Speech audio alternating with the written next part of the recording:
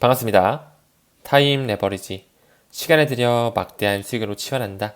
주말이 밝았습니다. 모두 주말도 잘 보내셨으면 좋겠고요.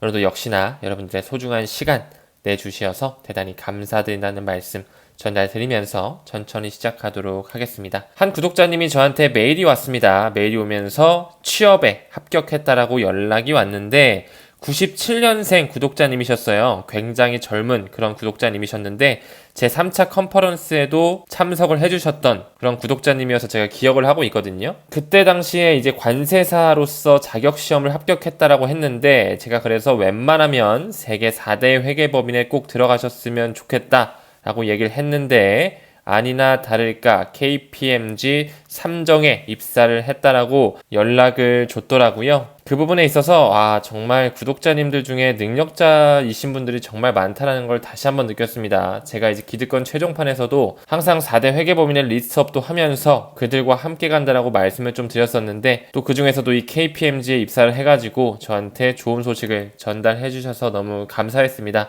사실 이 메일을 받자마자 저는 축하한다라는 생각이 먼저 들었어야 되는데 이런 기사들 좀 갖다 주면 좋겠다. 이런 보고서, 이런 논문 이런 거 좀 많이 필요한데 이런 거 좀 달라고 제가 이제 얘기하면서 당연히 또 축하한다라는 부분 영상을 통해서도 다시 한번 말씀을 드립니다. 혹시라도 일하시다가 이런 쪽 생각나면은 바로 이메일 기다리고 있을게요. 다음으로 한 구독자님께서 질문을 해주셨는데 굉장히 좀 공유해보면 좋은 질문인 것 같아서 가지고 왔어요. 타임님, 궁금한 게 있어서 질문 올립니다. 현재 스테이블 코인이 발행량도 많고 실제로 화폐처럼 쓰이기도 하는데 미국이 다음 기축통화 달러 스테이블 코인을 사용할 수 있지 않을까요? XRP 말고 스테이블 코인을 미국의 디지털 화폐로 쓰이는 것에는 어떻게 생각하시나요? 여러분들 스테이블 코인 잘 아시죠? USDC도 있고 USDT도 있고 여러 가지 또 거래소에서 운용되고 있는 그런 스테이블 코인이 정말 많은데 일단 스테이블 코인 같은 경우는 여러분도 잘 아시다시피 1달러로 딱 고정이 되어 있는 패깅되어 있는 그런 하나의 토큰으로 말씀드릴 수 있잖아요. 왜 스테이블 코인이 나왔을까에 대해서 한번 생각을 해봤을 때 지금 현재 기축통화가 미국의 달러잖아요. 그렇죠? 미국의 달러인데 이제 슬슬 CBDC의 세상으로 가기 위해 즉 디지털 통화로서 가기 위해서 그 달러를 디지털 돈으로 바꾸기 위한 하나의 징검다리 역할을 수행할 것이다라고 저는 생각을 하고 있거든요. 저도 사실 이 스테이블 코인에 대해서 처음 알게 됐을 때 정말 이게 다음 기축통화로 그럼 될 수도 있겠다라는 생각을 했지만 실제적으로 그 스위프트 안에서 어떤 코드가 마이그레이션이 되고 있는지를 확인해보고 그 윗단에 있는 국제 기구들이죠. IMF라든지 BIS라든지 더 월드뱅크 더 나아가서 그 산하에 있는 그 각국의 중앙은행들이 다 그 스위프트의 망과 함께 연결되면서 조금씩 디지털 생태계로 가고 있다는 것을 공부를 통해 안 이후로는 이 스테이블 코인 같은 경우는 그냥 현재 실물 달러에서 이제 디지털 경제로 가기 위한 그 메타 경제로 가기 위한 징검다리 역할을 수행하는 하나의 토큰이라고 보여지고요. 실질적으로 스위프트에 다음 세대에 편입되어 있는 그 네트워크와 유틸리티 토큰은 XRP가 맞다라는 부분을 다시 한번 좀 말씀을 드리고 싶었습니다. 우리가 한번 그 본질에 대해서 1차원적으로도 한번 생각해 볼 필요가 있을 것 같거든요. 일단 그 질문해 주셨던 스테이블 코인에 대해서 미국에 대한 스테이블 코인, 그럼 미국 달러도 이제 디지털 달러로 가게 될 거 아니에요. 그쵸? 그 부분에 있어서 디지털 달러 프로젝트라고 또 있어요. 이 부분은 정말 그 미국의 기축통화인 달러를 디지털화 시키기 위한 하나의 재단이자 프로젝트거든요. 그 부분에 프로젝트 파트너로서 자금줄 연결이 어디로 돼 있냐? 바로 엑센추어로 돼 있다는 부분이거든요. 하지만 우리는 엑센추어 너무나 리플과 연관돼 있는 리플사의 굉장히 초기 투자자인 것 잘 알고 계시죠? 리플의 초기 투자자는 누가 있을까? 리플을 독점한 세력들은 누가 있을까에 대한 영상을 통해서 이 밑단에 엑센추어가 들어와 있다고 말씀을 드렸죠. 이 부분을 한글로 해석한 게 왼쪽 편에 있는 거거든요. 엑센추어가 들어가 있다는 부분을 명시해 봤을 때 리플과 엑센추어는 자금줄이 연결되면서 굉장히 초기 시점에 투자가 유치됐었다라는 부분을 부분을 말씀드릴 수 있습니다. 이 뱅가드 포럼에서도 역시나 마찬가지로 그 자금줄이 엑센추어 쪽으로 미국으로부터 시작된 그 전략 컨설팅 회사죠. 엑센추어로 뿜어져 가면서 리플에 직접적으로 투자한 회사가 바로 엑센추어인 부분. 하나 더 갈까요? ISO와 함께 손잡고 있는 이나트바죠. 유럽연합에서 나온 하나의 그룹입니다. 여기도 마찬가지로 엑센추어와 연결돼 있다는 부분을 미루어 보았을 때 리플사와 굉장히 긴밀하게 유착관계가 있다라고 미루어 볼 수가 있거든요. 그 부분에 있어서 역시나 달러 자체를 CBDC화 시키는 부분에 있어서 디지털 달러화 가는 부분에 있어서 리플의 CBDC 플랫폼이 당연히 들어갈 뿐더러 리플의 초기 투자자인 엑센추어의 뒷배를 가지고 있다는 부분 연결지어서 볼 수 있어야 된다고 생각을 합니다. 조금 더 나아가 볼까요? 최근엔 또 리플이 국경 간 결제 혁신을 위해서 미국의 FPC와 청산소의 지원을 획득했다. 여기서 FPC는요, Faster Payment Council, 신속결제위원회고요. 청산소 같은 경우는 클리어링 하우스거든요. 이 두 군데도 한번 뿌리를 보게 되면 일단 Fast Payment Council, FPC의 이사회 명단을 봤을 때 역시나 굉장히 고위급 금권 세력의 자문단이 와 있지만 리플의 고위급 인사가 2명이나 들어가 있다는 것 굉장히 또 우리가 눈여겨봐야 된 부분이었고요. 더 나아가서 청산소도 잠깐 좀 퍼즐을 맞춰보게 된다면 일단 청산소 같은 경우는 굉장히 역사가 깊다라고 말씀을 드렸고 조금 더 살펴보자면 어음교환소를 더 나아가서 증권이라든지 파생상품의 거래 그런 청산을 용이하게 하기 위한 토탈 금융기관이라는 부분에 있어서 미국의 굉장히 오랫동안 역사를 가진 기득권 세력이라고 말씀을 드렸죠. 그 청산소의 오너뱅크를 찾아보더라도 역시나 모두 리플과 굉장히 직간접적으로 연결되어 있는 미국의 금권사뿐만 아니라 영국의 금융 세력들, 더 나아가 스페인의 금융 세력들, 그뿐만 아니라 캐나다라든지 독일, 전 세계를 아우르는 그런 금권 세력이 다 들어와 있었단 말이죠. 그렇기 때문에 미국의 그 신속결제위원회 Faster Payment Council과 청산소, 클리어링 하우스에서 리플을 인정하고 있다라는 부분, 더 나아가 솔루션으로 인용하고 있다라는 부분은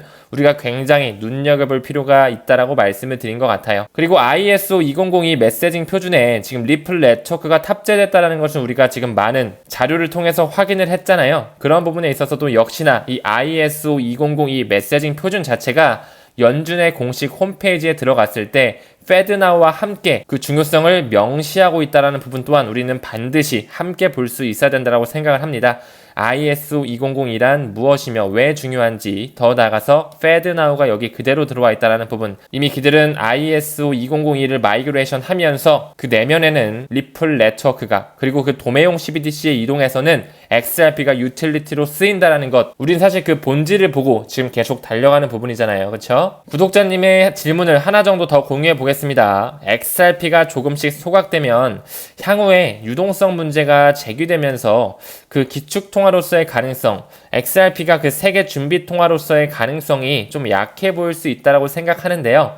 어떻게 생각하시나요? 라고 질문을 주셨는데 너무 좋은 질문이라고 또 생각합니다.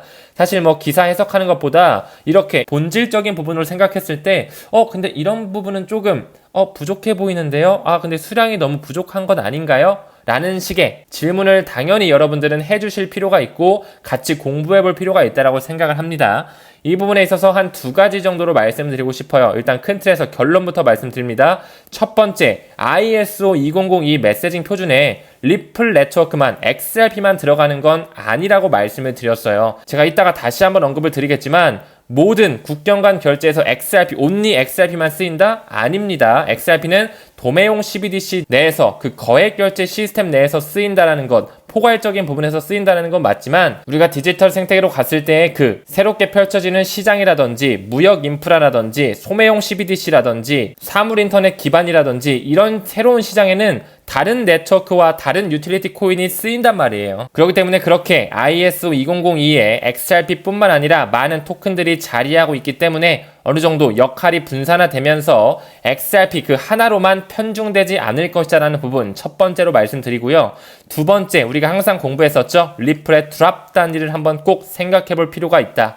비트코인은 사토시 단위 1억 분의 1로 쪼개지지만 리플은 하위 단위로 드랍을 가지고 있죠. 100만 분의 1로 쪼개질 수 있다는 부분, 그 2가지를 좀 병렬적으로 보면서 앞으로 스위프트에 어떻게 변화가 일어날지 지켜볼 필요가 있을 것 같아요. 방금 언급드렸던 부분에 조금 더 살을 붙여서 좀 말씀을 드리고 싶은데요. 우리가 ISO 2002 메시징 표준에 XRP만 있다라고 말씀드리지 않았어요. 그렇죠? 알고랜드라든지 신핀 네트워크라든지 뭐 퀀트라든지 스텔라 루멘이라든지 아이오타라든지 헤데라 등등 이런 토큰들이 다 ISO 2002와 연관되면서 세계 경제 포럼, 뭐 이나트밥, ISO 국제표준기구, 뭐 IMF라든지 뭐 BIS 등등 다 연루가 돼 있다라는 거거든요. 그렇기 때문에 제가 항상 ISO 인포그래픽을 보더라도 이런 기득권 세력들이랑 같이 가는 건 리플뿐만 아니라 이런 친구들도 함께 새로운 블록체인의 시스템으로서 다음 금융의 망을 포용하는 부분에 ISO 2002로 함께 결합되면서 들어올 수 있다는 부분, 그렇기 때문에 이 토큰마다 각자의 위치가 있다는 부분이죠. 우리가 살아가는 데 있어서 지금 현재 적용되고 있는 그 지급결제 시스템을 보더라도 거액용 결제 시스템과 소액용 결제 시스템이 따로 있고요.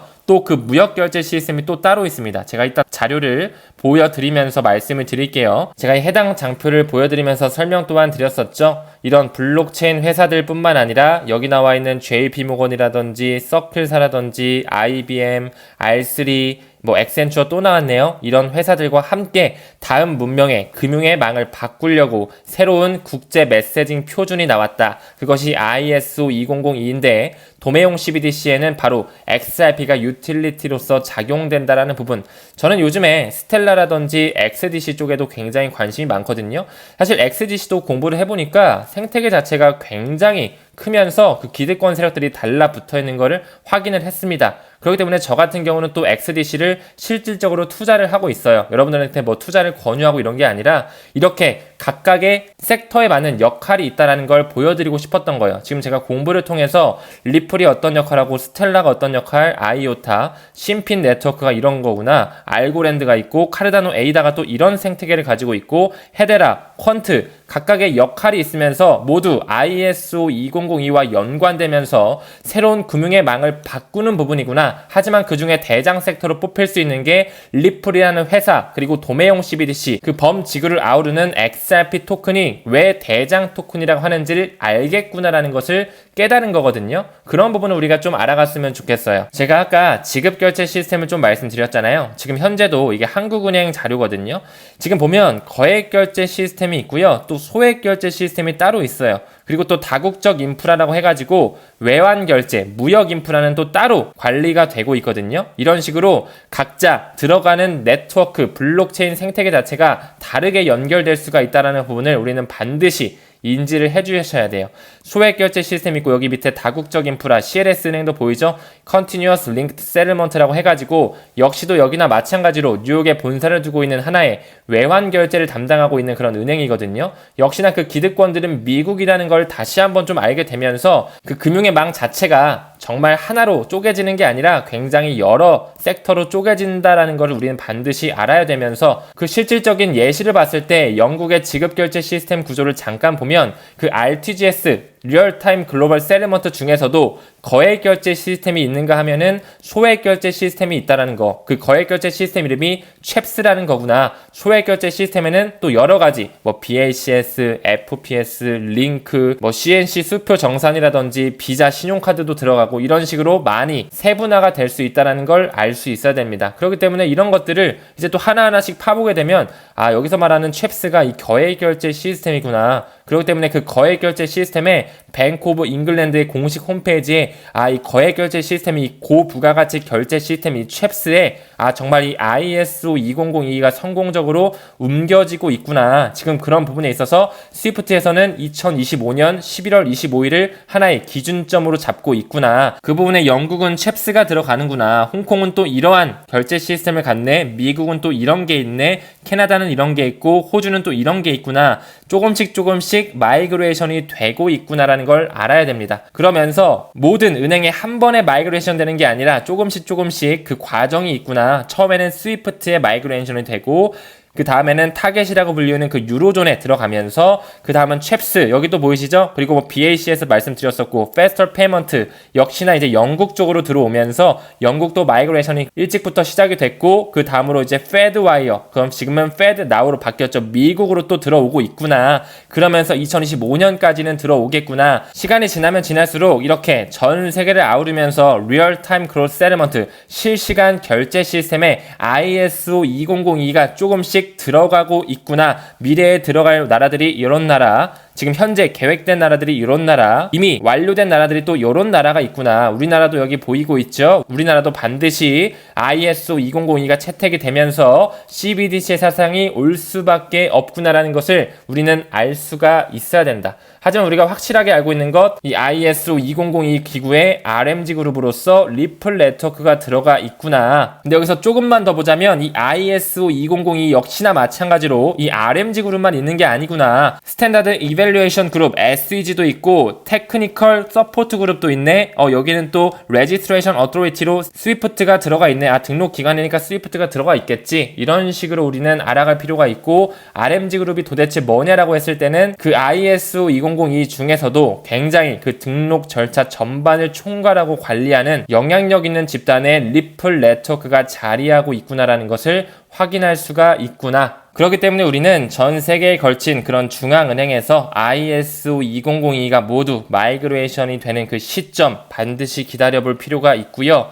역시나 이 ISO 공식 홈페이지에서도 레지스트레이션 매니지먼트 그룹 RMG 그룹에 리플이 탑재되어 있는 것을 다시 한번 팩트 체크하고 넘어가도록 하겠습니다. 지금부터는 기사 좀 천천히 보면서 가겠습니다. 페이스북의 메타의 창시자죠. 마크 저커버그가 이런 얘기 하네요. 연말까지 엔비디아의 H100 그래픽 카드가 35만 개나 필요하대요. 와, 정말 엔비디아 아니면 그 AI 반도체를 만들 수밖에 없기 때문에 엔비디아 요즘 어때요? 계속 상한가 찍으면서 또 사상 최고치를 찍고 있습니다. AI 반도체 수요가 급증하기 때문에 우리는 이런 투자 종목을 반드시 잡을 필요가 있지 않을까요? 그 AI 반도체 그리고 그 GPU 시장은 엔비디아 아니면 만들지를 못해 대체가 불가능한 영역이라는 점에 있어서 저는 역시 리플사 또한 동일하다고 생각을 해요. 그렇기 때문에 우리가 투자하는 부분에 반드시 이런 회사를 선택할 필요가 있다. 플러스 알파로 엔비디아와 AI 반도체 같이 간단 말이죠. 그러면서 반도체 사이클이 이제는 다운 사이클이 아니라 업 사이클이라고 말씀을 드렸죠. 그러면서 삼성전자의 주가도 날개를 달 것이다라는 그런 전망도 많이 나오고 있는데, 이 부분에서 우리가 하나 주목해야 되는 것은 엔비디아가 간대, 반도체가 간대, 거기서 끝이 아니라 반드시 그 엔비디아에서 만드는 그래픽 카드로서 채굴 시장이 왔다 갔다 할 수 있다고 말씀을 드렸죠. 과거부터 엔비디아는 GPU, 채굴 전용 칩을 출시하면서 그래픽 카드가 대란되는 그런 이슈도 있었단 말이에요. 사실 그래픽 카드의 가격은요, 제가 채굴장을 운영해봐서 알지만 코인 가격이 오르면 그래픽 카드 가격도 똑같이 오르고요. 코인 가격 떨어지잖아요. 그래픽 카드 그대로 떨어지면서 물량 완전 많이 나옵니다. 즉 다시 말해 엔비디아와 그 반도체의 연관성, 더 나아가서 GPU 회사로서 채굴 시장, 즉 암호화폐 시장과도 사이클이 엮여져 있다는 부분에 있어서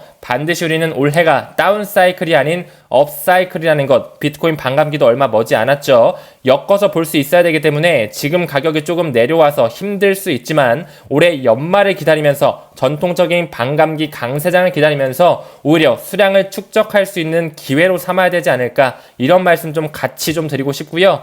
정말 엔비디아 부럽다. 맨날 세상 최고치 찍고 나도 엔비디아 옛날부터 좀 샀으면 어땠을까, 이런 생각 하시죠. 하지만 엔비디아 역시 기업 계열을 보면 안 봐도 비디오겠죠. 뱅가드 그룹, 피델리티, 블랙록, 스테이트 스트리트. 여기 밑에 보이면 젠슨 황 보이죠? 이분이 바로 엔비디아의 창시자거든요. 지분을 3.5% 가지고 있어요. 엔비디아의 창시자보다 그들이 엔비디아의 주가를 더 영향력 있게 흔들 수 있다라는 것, 돈은 돈을 불러온다라고 말씀을 드렸죠. 엔비디아의 젠슨 황보다 그 기득권 세력들이, 유대 자본이 깊숙이 끼어들어간 세계 최대 자산 운용사들이 그 문명을 만들었다라고 해도 과언이 아니겠죠. 왜 엑센추어뿐만 아니라 디지털 커런시 그룹을 뒷배려하고 있는 그 유대 자본들이 리플의 초기 시장에 들어와서 투자를 하고 있는지, 엔비디아 대체가 불가능한 영역이다. 리플사 또한 대체가 불가능한 영역이다라고 말씀을 드렸습니다. 왜 그 기득권 세력, 스위스의 은행뿐만 아니라 세계 최대 자산운용사죠. 블랙록 등은 우지한이 운용하는 왜 그 채굴 플랫폼 비트디어를 왜 주식을 대거 매입하는지, 이제는 비트코인의 그 생태계, 암호화폐 생태계뿐만 아니라 이 채굴 생태계 역시 앞으로 엄청나게 성장하게 될 하나의 산업이 될 것이라는 부분, 반드시 그들의 돈이 왜 들어와 있는지를 확인할 필요가 있다고 말씀을 드렸습니다. 미국의 3대 비트코인 채굴 기업 역시 얼마 전에 언급을 드렸죠. 이 3대 기업 역시나 뿌리를 봤을 때 엔비디아의 뿌리와 동일하다는 부분, 리플의 뿌리를 봤어도 엔비디아의 뿌리와 동일하다는 부분 말씀을 좀 드리고 싶어요. 하지만 대중들은 어때요? 이런 기사 보면 무섭잖아. JP모건, JP모건 엄청 유명한 은행인데 대부분 암호화폐 쓰레기라고? 아, 역시 코인은 무서워. JP모건, 잠깐만, 내가 정부랑 암호화폐 코인 투자하면 안 되겠다. 무서워서 어떻게 투자해? 트럼프, 잠깐만, 트럼프 올해 연말에 대통령 될 것 같은데 내가 대통령 되면 CBDC 절대 불허한다. 코인 안 되겠다. 역시 코인은 쓰레기가 많네. 지금 또 가격도 엄청 내려와 있잖아. 나 비트코인 현물 ETF 그거 승인돼가지고 들어왔는데 팔자. 트럼프 어차피 당선될 것 같더만 안 해. 지금 대중들이 이러고 있다라는 거죠. 하지만 이 트럼프 정말로 CBDC를 불허한다라고 해서 CBDC의 세상이 오지 않을까요? 아마 우리 구독자 선생님들 중에서는 이런 기사를 보고 그냥 씩 웃어 넘기면서 반대로 생각하시는 분들 많을 거라고, 그 현명한 선구자 여러분들이 많을 것이라고 생각을 합니다. 트럼프 대통령 되면 CBDC 불허할 사람이 암호화폐를 37억 원어치를 보유하고 있나요? 조금 더 나아가서 왜 이런 기사까지 나왔을까요? 트럼프가 다시 대통령이 된다면 비트코인이 1억 3천만 원을 넘길 것, 즉 다시 말해 트럼프는 굉장히 암호화폐 시장과 친화적으로 가고 있는 것을 이미 많은 사람들은 알고 있죠. 이런 기사도 있네요. 도널드 트럼프 259만 달러 이더리움 매각했다고?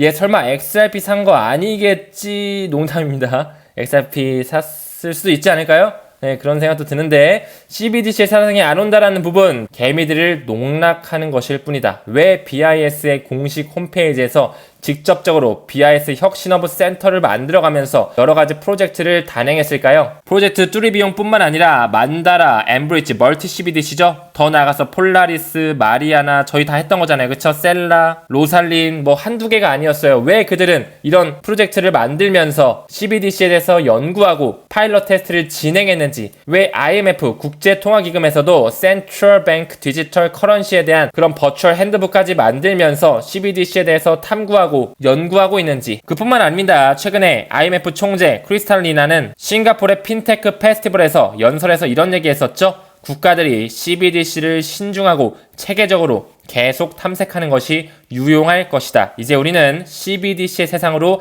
갈 수밖에 없다. 이미 바하마, 자메이카, 나이지리아에서 이미 CBDC를 도입했고요. 이미 100개 이상의 국가가 탐사 단계에 가지고 있다. 더 나아가서 브라질, 중국, 유로존, 인도, 영국 중앙은행들이 선두에 있다. 브라질, 중국, 인도?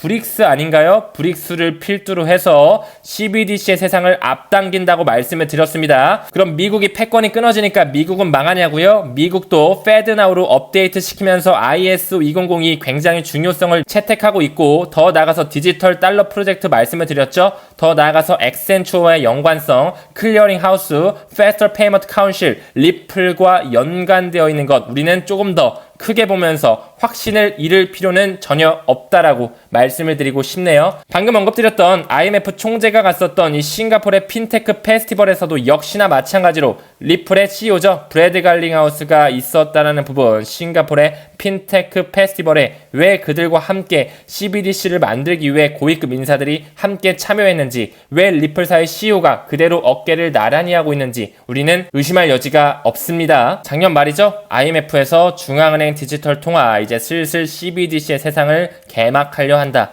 세계 많은 국가들이 CBDC 개발에 관심을 가지고 있으며 일부 국가에서는 연구를 진행하고 심지어 파일럿을 시작했으며 일부 국가에서는 이미 CBDC 발행을 시작했다. 여기도 나오고 있죠. 반드시 리플사와 함께 간다. 2025년 11월까지 가져갈 필요가 있고요. 리플의 확장은 이제 중지하기 어려워요. 왜? 세계은행과 IMF와 유럽연합위원회가 같이 가기 때문에, 그리고 그 기득권 세력들이 초기부터 엔비디아처럼 굉장히 크게 투자를 했기 때문에 우리는 흔들릴 필요 없이 매집 기회로 DCA 적립식으로 모아가셨으면 좋겠습니다.